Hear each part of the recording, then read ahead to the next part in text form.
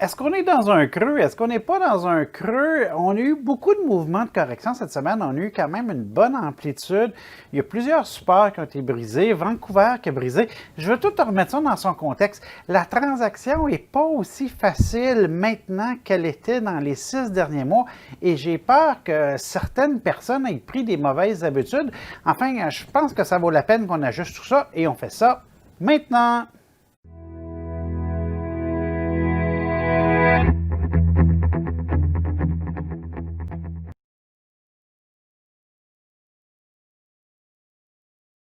Bonjour à tous et bienvenue sur bourse101.com. Mon nom est Mario Lamoureux et ce que je vais vous parler cette semaine, c'est de la situation un petit peu particulière qu'on a. Parce que vous savez, normalement, après qu'on a une correction de marché qui dure 5-10 jours, là, on approche d'un creux important. Normalement, c'est une transaction facile en swing trading. On vient chercher le creux, on achète et on remonte à la hausse. Et je vous dirais que c'est ce qu'on fait depuis les 6 derniers mois. On vient trouver un creux sur un titre, un creux sur un indice, un indice de secteur ou un indice de marché. Puis à partir de là, on vient faire une transaction à la hausse, un mouvement qui se travaille quand même assez bien. Présentement, les choses changent un petit peu, puis je vous dirais, c'est surtout à cause des facteurs fondamentaux.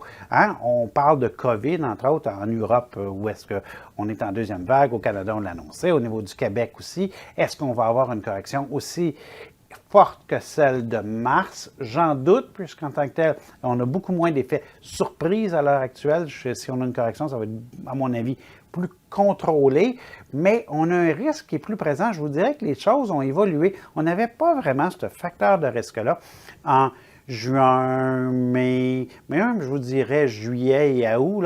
C'était quand même des transactions faciles pour le swing trading à la hausse. Présentement, je crois que la situation est un petit peu plus difficile. Je crois encore qu'on est dans un creux et que c'est encore une opportunité d'achat, mais je pense que, vous savez, ceux qui transigeaient avec de la désinvolture et on ne regardait pas nos points de sortie et on entrait, puis on faisait juste de l'argent, puis ça allait bien, puis c'est un petit peu l'atmosphère qu'on avait dans les 6 derniers mois. Bien, présentement, je pense que il faut revenir à la base, il faut vraiment regarder nos ratios rendement-risque puis le travailler de façon intelligente. Ce que je veux vous montrer aussi, c'est sur l'indice. On va aller voir le graphique. Je veux vous montrer le petit creux qu'il y a ici, là, de septembre. Vous irez voir plusieurs graphiques. Écrivez-vous 20 compagnies sur une feuille, puis ensuite allez les voir. Vous allez voir que vous avez toujours un creux, je vous dirais, entre le 5 et le 10 septembre. Et vous allez voir que cette semaine, la plupart des compagnies sont venues briser ce creux-là. Et ça s'est fait quand même assez facilement. Je vous dirais qu'au moins 50 compagnies, 50% des compagnies inscrites en bourse sont venues briser le creux de début septembre, ce qui me montre à moi un petit peu plus de faiblesse qu'on en voyait d'habitude. Il n'y a pas de panique. Je crois encore qu'on est en jaune. Certains clients l'ont placé en rouge. Moi, je vais vous dire, on va parler de rouge pâle. Je ne pense pas qu'on est dans un mouvement où on doit rentrer dans notre portefeuille et vendre massivement un petit peu partout, mais on doit commencer à se poser des questions. L'autre élément que je souhaite que vous ayez remarqué, c'est le mouvement sur les orifères. Juste, on va aller voir nos matières premières. On a le prix de l'or qui a flanché à la baisse.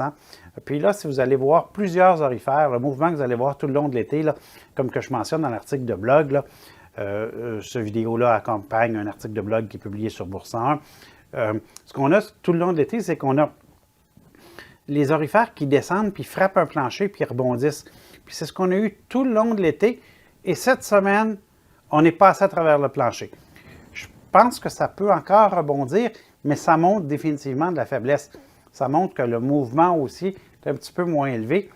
Et ceux qui ont des orifères qui ont acheté depuis 6 mois et qui n'ont pas pris de profit, je prendrai quelques minutes au moins pour me poser des questions. On va le dire comme ça. Définitivement que je réfléchirai à ça. Donc, on peut voir de la faiblesse ici. J'aimerais que vous preniez quelques temps pour aller voir quelques titres orifères. Donc, vous allez tout simplement dans la liste matériaux et vous regardez quelques orifères. Newmont Mining, là, vous voyez les 3 creux qu'il y a ici, là? Les 3 creux qu'il y a ici, là, qui sont brisés à la baisse cette semaine. Vous avez la même chose sur Franco-Nevada. les creux qui sont brisés à la baisse de façon quand même assez marquée cette semaine, pression baissière. Puis vous regarderez plusieurs titres aurifères, puis on se trouve à avoir ce mouvement-là. L'autre chose, c'est les petites entreprises. Un indice que je suis beaucoup pour suivre les petites entreprises. Je sais qu'il y en a qui préfèrent les titres en bas de 5 un bel indicateur pour ça, c'est l'indice de Vancouver. L'indice de Vancouver, donc à Vancouver, on a juste des petites entreprises et je veux que vous me regardiez les cotes de la semaine qui sont, ma foi, en bas du support. Ça allait glisser rapidement. Depuis 2 jours, on revient. C'est bien, mais on a un changement d'attitude là. Il y a une réflexion qui doit se faire. Bref, tout ça, ce que je suis en train de vous dire, c'est que si vous aviez pris des mauvaises habitudes d'acheter n'importe où, n'importe comment, puis tout ça, puis ça marchait, puis vous trouviez juste un creux, on partait du creux, on remontait, on faisait de l'argent, ça allait bien. Je pense qu'il faut réviser cette façon de penser-là. Bon, qu'est-ce que je recommanderais? OK. Ceux qui sont à long terme, on est à long terme. Il y a plusieurs titres à long terme où on s'approche des creux importants. Je pense à la TD, entre autres, où on est presque revenu au creux de mars. Tu sais, tous ceux qui disent « Oh non, j'ai manqué le creux de mars, j'aurais dû investir avant. » Bien, je pense que ça vaut la peine que vous regardiez vos choses un petit peu. Là. Il y a certaines grandes compagnies qui sont en train de revenir vers là. Donc, pour l'investisseur à long terme, on se prépare à faire des achats. On travaille nos choses, c'est le temps de se réactiver un petit peu. Pour l'investisseur à moyen terme, vous savez, celui qui suit les longues vagues, bien écoutez, si vous avez encore des positions que vous avez achetées il y a 3, 4, 5, 6 mois, je suis convaincu que ces positions-là sont en profit, peut-être des profits qui sont même indécents. Il faudrait penser à votre stratégie de vente. Là. Dans l'article de blog, je vous parle d'une stratégie, souvent c'est qu'on hésite de vendre, surtout quand on fait des gros profits, on ne sait pas si on doit vendre ou pas. Moi, souvent, ce que je vais faire, je vais prendre ma position puis je vais la diviser en 4 morceaux ou en 3 morceaux. Donc, je vais dire, je vends un quart si le prix baisse à tel niveau, un autre quart si le prix baisse en bas du support, un autre quart si le prix coupe 2 moyennes mobiles, un autre quart si, puis ainsi de suite. Fait que ça me fait 4 décisions pour la vente. Avec les frais de transaction qu'il y a aujourd'hui, ça n'a plus aucune espèce d'importance, les frais de transaction. Donc, c'est souvent ce que je vais faire. Je vais venir diviser ma position. Ça me fait 4 petites décisions qui sont beaucoup plus faciles à prendre qu'une grande décision.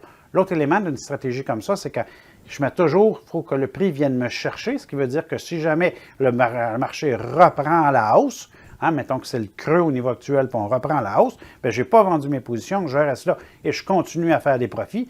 En fait, cette stratégie-là, je la fais depuis le début de l'été. Référez-vous à un article que je vous ai écrit, je crois, au mois de mai. C'est exactement ce que je disais, mais depuis ce temps-là, on a continué à monter. Fait que mes positions ont continué à monter, puis on continue à pousser à la hausse comme ça. Mais je ramène tout le temps quand même ma stratégie, puis je la retravaille de cette façon-là. Ceux qui m'inquiètent le plus, c'est ceux qui ont ouvert des positions à moyen terme il n'y a pas longtemps, là, je vous dirais 1 mois, 2 mois. Là. Vous savez, à moyen terme, une des stratégies la plus importante, c'est de respecter notre point de sortie lorsqu'on rentre. Vous devez absolument respecter, on fait un calcul, là, rendement risque, puis on calcule notre point de sortie avec risque. Mais si vous ne sortez pas, ben, tout ce que je vous enseignais s'en va dans les poubelles, puis ça ne marche pas. Là. Okay? Il y a une question de discipline, il faut respecter cette discipline-là, et il y en a certains qui peut-être dans les derniers mois, ne l'ont pas suivi, mais le marché était tellement fort à la hausse que les titres revenaient. Il y en a un petit peu plus de facteurs de risque ici, et c'est important de rester discipliné. C'est important aussi, quand on ouvre nos positions, de respecter pas plus que 5 % de perte sur un titre, là, donc, ou 6 % ou 7 %, là, mais on met un niveau qui est acceptable. Si vous achetez un titre et il y a 20 % de potentiel à la baisse, ça ne serait pas acceptable. Encore une fois, on se réfère au cours à moyen terme pour ça. Personnellement, je ne ferai pas du moyen terme au niveau actuel. Je pense qu'on est beaucoup plus dans une phase, j'en ai parlé dans l'article de la semaine dernière, je pense qu'on est beaucoup plus dans une phase de swing trading au niveau actuel. C'est beaucoup plus du swing trading à la hausse que je vais faire. L'avantage du swing trading, c'est que souvent nos points de sortie sont très, très près et on a un meilleur contrôle sur notre mouvement baissier, si jamais on aurait un mouvement baissier, puisque notre perte va être beaucoup plus petite. Oui, ça va être des pertes, mais il risque d'être minuscule. Et si on se fait entraîner dans un mouvement baissier, bien, on prendra nos pertes, puis c'est tout, mais ils vont être petites. Si jamais on revient à la hausse, par contre, il y a beaucoup de titres qui, depuis 2 semaines, ont corrigé de façon énorme. Et il y a des candidats qui sont franchement très intéressants. Donc, ça vaut la peine de travailler un petit peu en fin de semaine. Là. Je pense qu'il y a des belles opportunités, vous irez voir ça. Des belles grandes tendances haussières qui sont revenues, qui nous marquent un creux à un niveau actuel. Si vous pouvez le prendre près du creux, on pourrait avoir des opportunités intéressantes. Si jamais il brise en bas du creux, n'oubliez pas de vendre. Puisque là, dans la situation COVID, phase 2, etc., ça pourrait peut-être descendre beaucoup plus bas. Puis là, ben, je fais référence à Dante dans l'article. Vous le lirez en passant cette semaine. Je pense qu'il est quand même assez bon, là. Ils sont toujours bons, les articles. Mais cette semaine, je crois que... en tout cas, vous regarderez ça. Sur ce, mesdames, messieurs, beaucoup de plaisir. C'était Mario Lamoureux de Bourse 101. Bon trading à tout le monde.